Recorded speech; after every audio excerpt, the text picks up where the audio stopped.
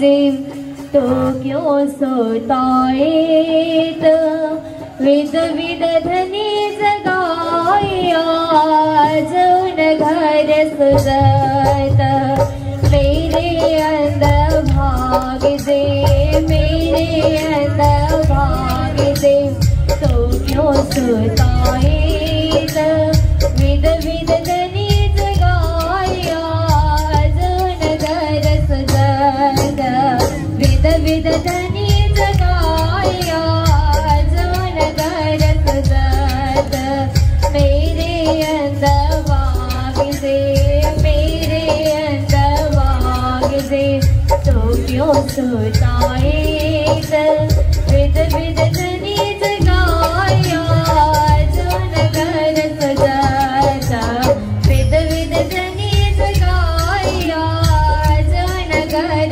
सुजत मेरे अंदर भाग दे मेरे अंदर भाग दे आगे बीते काकियो चल गए पियो सब आगे बीते काकियो चल गए पियो सब अब गुण ना देखे आपने पियो मेरा करी फिर अब गुण ना देखे आपने पियो मेरा करी फिर मेरे अंदर भाग दे मेरे अंदर भाग दे मेरे अंदर भाग दे मेरे अंदर भाग दे तू सुताए विध विध धनी जगाया जौन घर सुजत विध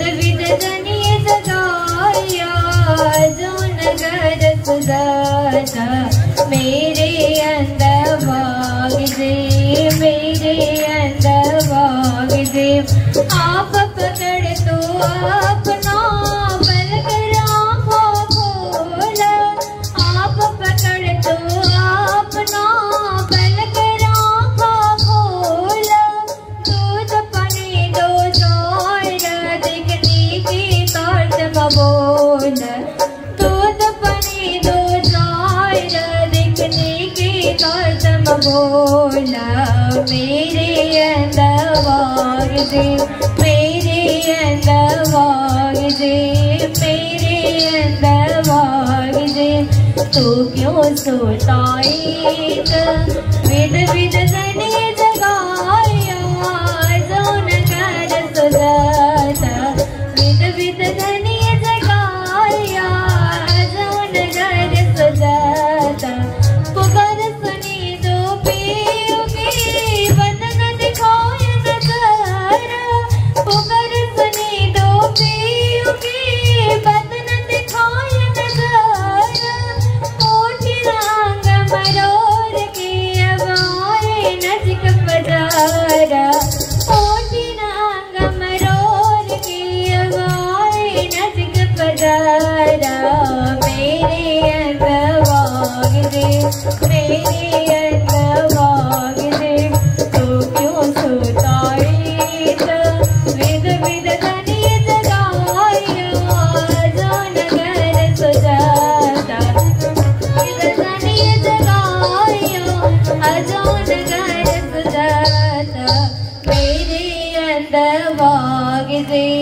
मेरे अंदर भाग दे तारतम देख विचार की प्योला तेरे दोए तारतम देख विचार की प्योला तेरे दोए एती अग सिर पर सरी तो रायो भांगड़ होई एती अग सिर पर सरी तो रायो भांगड़ होई मेरे अंदर भाग दे मेरे अंदर भाग दे मेरे अंदर श्री प्राणनाथ तुम सत्य हो तुमसे चलत जहाज मैं अधीन करनी नहीं बाह ग्रहे की लाज बाह ग्रहे की लाज बोलो श्री प्राणनाथ प्यारे की श्री रास के रमैया की मंच पर उपस्थित हमारे भद्रावतीपुरी धाम बड़ौदा गुजरात के महाराज श्री टाल किशोर जी और श्री 5 पद्मावतीपुरी धाम पन्ना के सभी विद्वतजन विदुषी बहने, श्री 108 प्राणनाथ ट्रस्ट बोर्ड के अध्यक्ष जी और सभी ट्रस्टीगण, सुमधुर संगीत के धनी हमारे गायक वृंदा और आप सभी भारत के 29 प्रांत और देश विदेश से पधारे हुए सर्व सुंदर साथ जी, सभी के चरणों में कोटि कोटि करवद्दा प्रेम प्रणाम। देखिए, हम लोग पद्मावतीपुरी धाम पन्ना आते हैं प्रवचन करने के लिए नहीं, श्री जी के चरणों में हाजिरी लगाने के लिए। इसलिए रास के विषय में केवल थोड़े ही शब्द मैं रखूंगा। देखिए, रास करने के लिए नृत्य की जरूरत होती है। बिना नाचे रास पूरा होता ही नहीं है।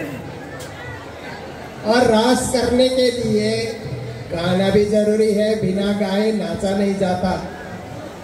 कोई न कोई गाना होना चाहिए, कोई न कोई भजन होना चाहिए, कोई न कोई वाणी होनी चाहिए। और रास करने के लिए बंसी की भी जरूरत होती है, बिना बंसी बजे रास होता ही नहीं। तो हमारे प्रणामी परंपरा में जैसे आप देखिए बंसी के 7 छिद्र होते हैं ना, सप्त स्वर कहते हैं ना, बंसी बजाते हुए 7 स्वर फूका जाता है बंसी से। ऐसे ही प्रणामी परंपरा में, प्रणामी सिद्धांत में 7 रास है।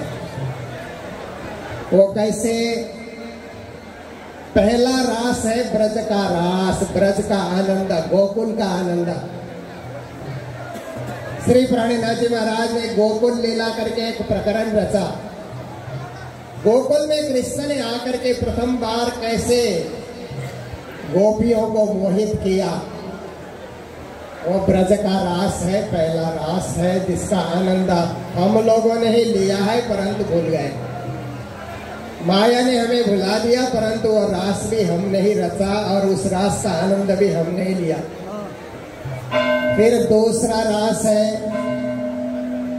केवल ब्रह्मांड के स्वामी में महारास। श्री कृष्ण ने बंसी बजाई और सारी गोपियां उस बंसी की आवाज को सुन करके अखंड रास में प्रवेश करती है और दिव्य आनंद का अनुभूति करती है। उस रास की चर्चा प्राणीनाथ जी महाराज ने रास ग्रंथ के अंतर्गत की है, जो बहुत ही मधुर और आनंदवर्धक रास है। तीसरा रास है हुकुम के स्वरूप के द्वारा जगत में ब्रह्म सृष्टि आने का संदेश देना, वो भी एक किसी रास से कम नहीं है। और चौथा रास है सदगुरु श्री देवचंद्र जी महाराज ने तारतम मंत्र फूका। उन्होंने तारतम ज्ञान हाथ कर लिन्नो, क्षीर और नीर को निर्णय किन्नो, जय जय सतगुरु आरती तेरी, निर्मल दृष्टि करी रवे।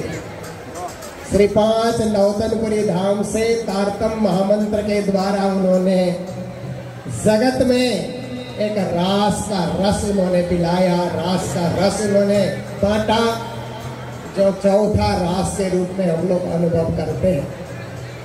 5वां रास है महामती प्राणीनाथ ने तारतम ग्रंथ के रूप में विश्व भर में एक महावाणी उन्होंने प्रणीत किया, जिसमें रास का आनंद है, रसपूर्ण वाणी है, भावपूर्ण वाणी है, उसमें भक्ति और प्रेम भरा हुआ है।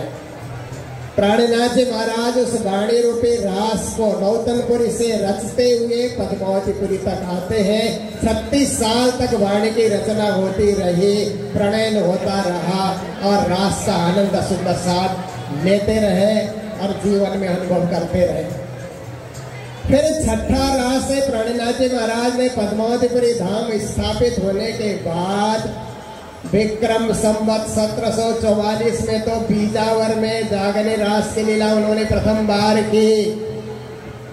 पर सारे सुंदर साथ ने कहा, स्वामी जी हम पन्ना में रहते हैं, सारा अपना परिवार छोड़ करके आपके पीछे पीछे पन्ना आए, प्रतिवर्ष हम बिजावर कैसे जाएंगे रास करने के लिए इतना दूर? तब तो चल करके जाना पड़ता था ना, कोई सवारी की इतनी व्यवस्था नहीं थी आज की तरह। तो श्री प्राणीनाथ जी महाराज ने 1745 से इसी पवित्र बंगला जी और घुमट जी के इस चबूतरे में, धाम चबूतरे में महारास, और वो महारास जागनी रास के रूप में, मात्र जागनी रास नहीं, सामाजिक समरसता का भी रास है ये।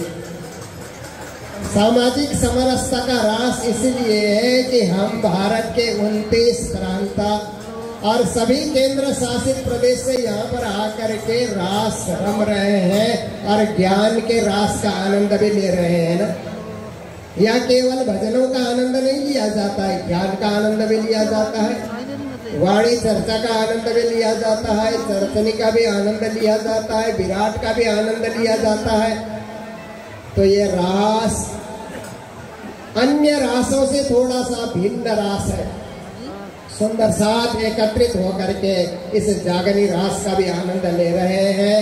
और सामाजिक समरसता का रास इसलिए कहा जाता है कि सब जाते मिले एक ठौर, कोई न कहे धनी मेरा और। या सभी जाति के, सभी वर्ग के, सभी वर्ण के, सभी प्रांत के, सभी भाषा के लोग इकट्ठे बैठ करके दिव्य रास का आनंद ले रहे हैं। इसीलिए छठे दिन का रास जिसका आप सब हम सब मिल करके आनंद यहाँ पर ले रहे हैं। और आज इस साल तो बहुत जल्दी श्री जी के दर्शन हो रहे हैं, रास में श्री जी पधार रहे हैं। अन्य वर्ष 11-12 बजे तक हम लोग प्रतीक्षा करते थे, इस वर्ष धनी जी के ऐसे मेहर है कि बहुत जल्दी उनके दर्शन होंगे और रास में हम लोग सम्मिलित होकर के जागनी रास का भी आनंद लेंगे, सामाजिक समरसता का रास का भी आनंद लेंगे। और सातवां जो रास है ना, वो परम धाम का रास है, जो पूर्णमासी के इन परम धाम के रंगमाल के चांदनी में जो रास होता है वो सातवां रास है। तो हम कितने सौभाग्यशाली हैं कि 7 प्रकार के रास का रस जीवन में उतारने का मौका हमें मिल रहा है। एक रास के गुणगान करके लोग इतने द्रवित हो जाते हैं और रास में डूब जाते हैं। वो ब्रह्म सृष्टि कितने भाग्यशाली होंगे जो 7 बार रास का अनुभव कर रहे हैं। और दिव्य परम धाम में जाने के बाद तो रास अनंत हो जाता है, प्रति पूर्णिमासी को रास चलता ही रहेगा। तो श्री प्राणनाथ जी महाराज अपनी बाणी में कहते हैं, संसार सबों के अंग में मेरे बुद्ध को करूं प्रवेश, असत सब होशी सत्ता मेरे नूर के आवेश। प्राणनाथ जी चाहते हैं कि तारतम वाणी के माध्यम से संसार के सभी बुद्धिजीवियों की बुद्धि में तारतम ज्ञान प्रवेश कराया जाए। संसार सबके अंग में मेरी बुद्धि का करूं प्रवेश। अगर प्राणनाथ जी की बुद्धि को लोग अपने अपने मन मस्तिष्क में प्रवेश कराएंगे ना, तो प्राणनाथ जी महाराज ने धार्मिक समभाव की जो शिक्षा दी है, आज का ज्वलंत उदाहरण देखिए कि इजराइल में एक ही जमीन की भूमि के लिए 3 धर्म वाले आपस में लड़ रहे हैं ना। यहूदी कहते हैं ये हमारी जगह है, ईसाई कहते हैं ये हमारी जगह है, मुस्लिम कहते हैं ये हमारी जगह है, प्राणनाथ जी कहते हैं ये सबकी जगह है, ये धरती सबके लिए है। अगर आप में सामाजिक समरसता आ जाए तो सब धर्म एक दृष्टि से देखा जाएगा, सब धर्म एक ही परम ब्रह्म परमात्मा की भक्ति में लग जाएंगे, कोई किसी से बैर नहीं करेगा, कोई किसी से लड़ेगा नहीं। तभी तो प्राणनाथ जी ने कहा, जुदे जुदे नामे गावहीं, जुदे जुदे भेषाने का, जिन कोई झगड़ो आप में धनी सबों का एक।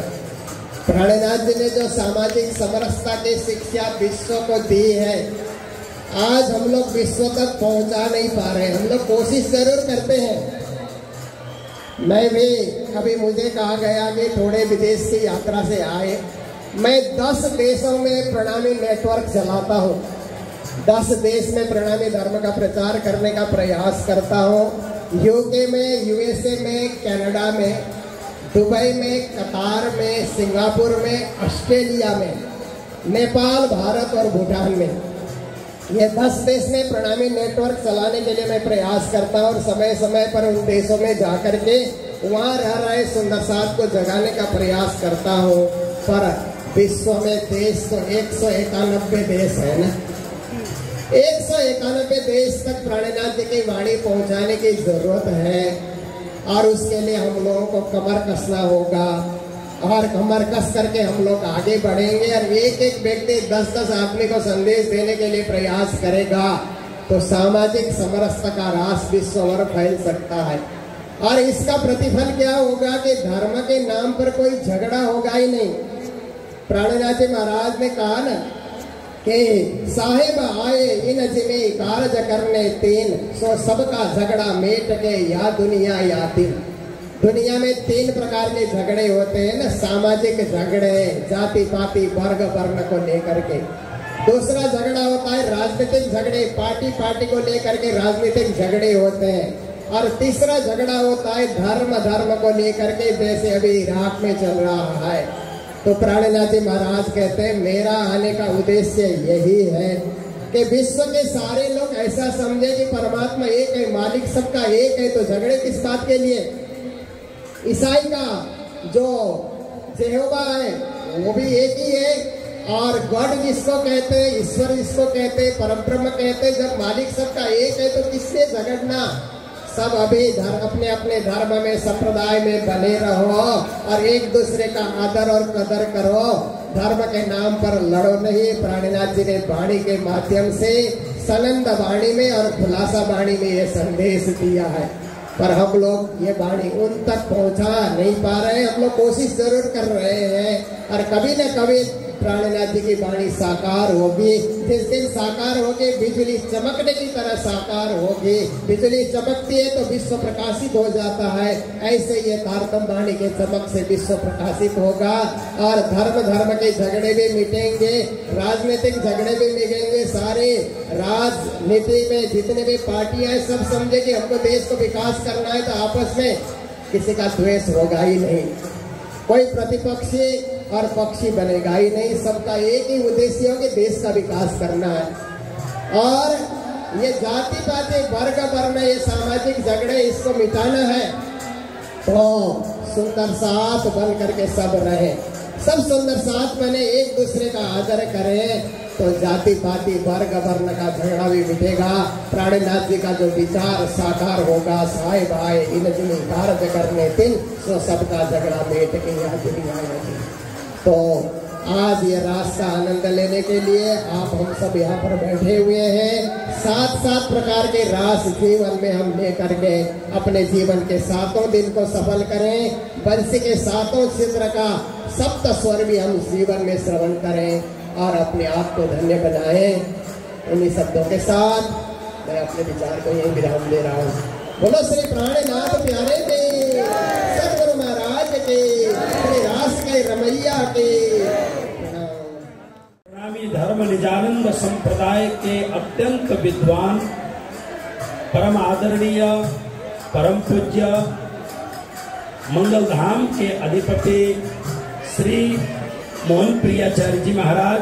आज रास की पूनम की रात है, लेकिन और एक बात आज है, आज धनी की सवारी जल्दी क्यों निकल रही है? क्योंकि आज ग्रहण है। आज ग्रहण का ये अवसर है और अभी कुछ समय, कुछ दिन पहले तक ये चर्चा हो रही थी सवारी दोपहर को निकाली जाए, क्योंकि मैं फोन में पूछ रहा था कि कैसे होगा, किस ढंग से होगा, क्योंकि श्री 5 पद्मावतीपुरी धाम में और श्री 5 पद्मावतीपुरी धाम के हमारे जो पुजारी जी से लेकर के सारे जो सुंदर साथ हैं, शास्त्र में बताए गए प्राय सभी प्रकार के नियम का बहुत ही बारीकी से पालन करते हैं। चाहे वो सूतक हो, कोई भी प्रकार का कार्य हो, हम देखते हैं जैसे पुजारी जी पूजा कर रहे हैं, उन्हें अगर सूतक लग गया तो पूजा से, चाहे वो शरद पूर्णिमा का अवसर क्यों न हो, लेकिन वो निकल जाते हैं, क्योंकि शास्त्र में बताए गए सारी की सारी परंपराएं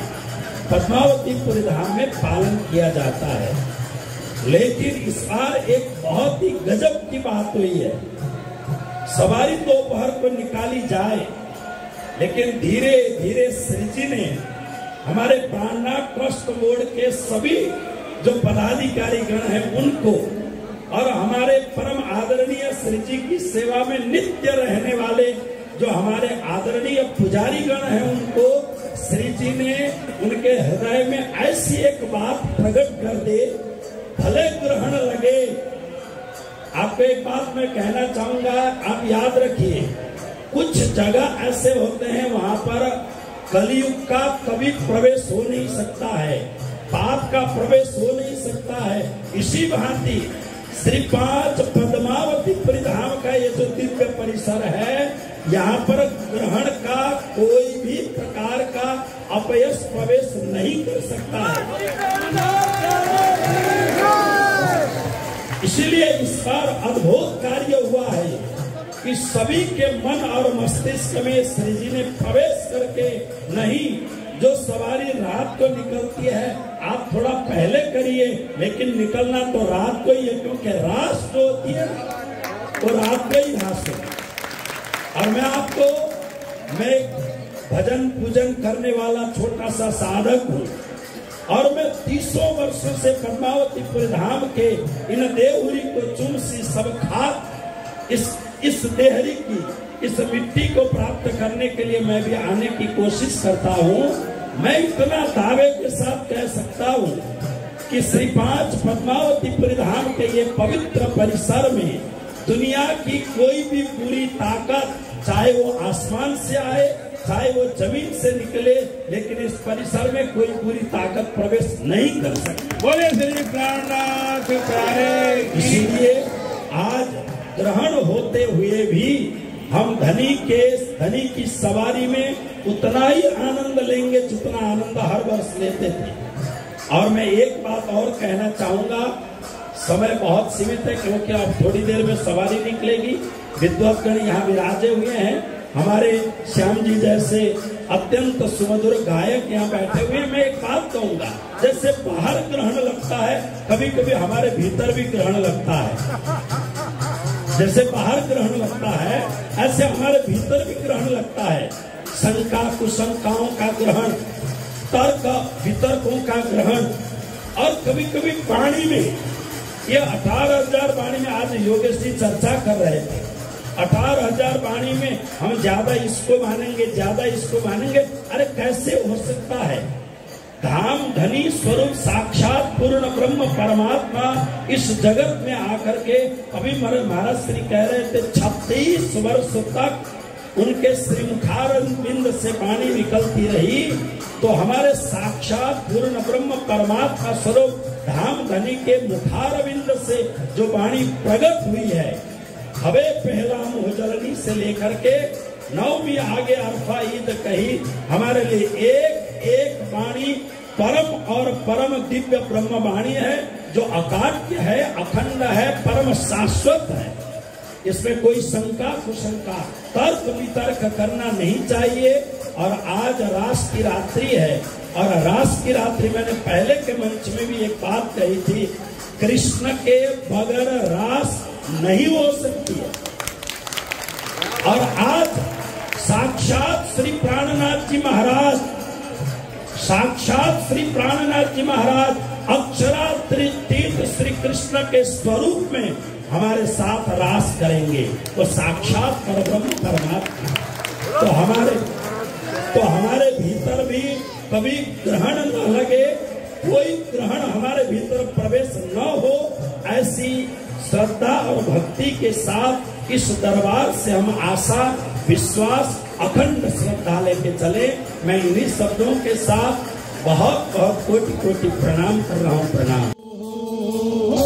के